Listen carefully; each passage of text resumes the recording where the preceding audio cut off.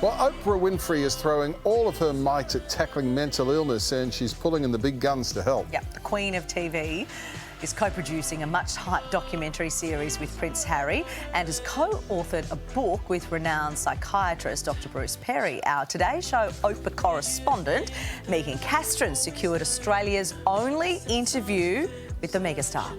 Oprah! Hey, Megan. Hello, how are you? Oh my God, it's so good to see you. Good to see you also. Great to see you. Mate, good to see you. My favorite Aussie mate. When I was getting ready, this morning, because this is a big deal for me, obviously, I was wondering, what does Oprah do for her interviews? Like, what do you do, like, beforehand? Like, before you interviewed Meghan and Harry, for example, did you have a cup of tea? Did you have a tequila? How do you feel about the palace hearing you speak your truth today? I don't know how they could expect that after all of this time, we would still just be silent. Tequila is really off limits before any interviews, but I might have had a couple of shots afterwards, that's for sure. I love a good tequila, but I never do it when I'm working. I couldn't either. I absolutely could not either. Thank you so much for writing this book with Dr. Perry. I finished it and my whole brain is a whirl. The title, What Happened to You, really captures the whole essence of the book, doesn't it? We all meet people that you sort of think, oh my God, what is wrong with them? And then when you read this book, it's made me think, what happened to you? There's a lot of people I can think that about now. Dr. Perry first said that to me when we were in the middle of an interview for 60 Minutes a couple of years ago. And so you want to tell us why that question is so important, Bruce? The key issue we're trying to get across is that the way somebody thinks, feels, and acts in this moment, right now, is directly related to what happened to them when they were growing up.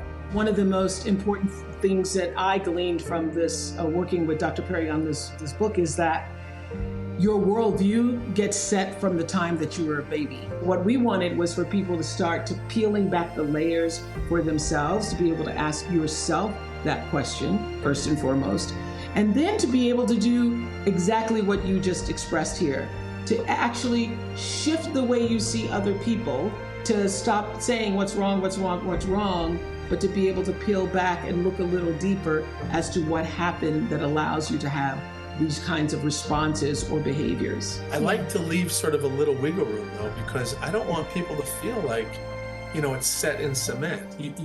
The great thing about human beings is that we have this ability to change.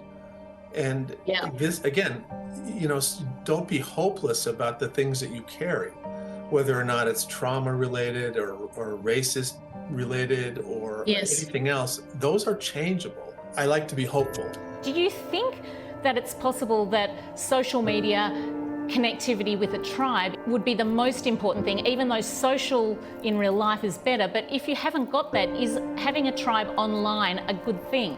Well, let's be truthful. Zoom saved us this year. Technology has allowed us to remain at least in sync with one another. And I think one of the things that has been so meaningful to us in preparing this great series that's now on Apple TV Plus starting May 21st, The Me You Can't See, one of the things that's been so astounding is that the way we were able to produce that across the seas and all of the different countries and stay connected. What words have you heard around mental health? Crazy? Lost it, can't keep it together. To make that decision to receive help is not a sign of weakness. In today's world, more than ever, it is a sign of strength. So I saw you, Oprah, on the Drew Barrymore show with that amazing technology of being able to look like you were in the same room. Did you use that technology in the show? No, we did not. Harry and I get the credit because our names are out front, but Asif, who is a Oscar winning documentary producer, Dawn Porter, who is, acclaimed in all of her work and documentaries. And there's a whole team, Harpo, Radical, all of us, working together and cruise around the world, who had to stop in the middle of filming because of COVID, not being allowed into certain countries. This series would have been out a year ago had it not been for COVID.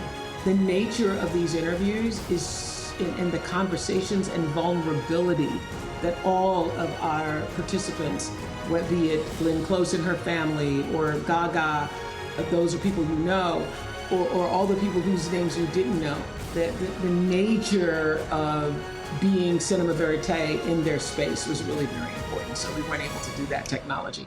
So if you see somebody on camera, that's because a camera is in front of them.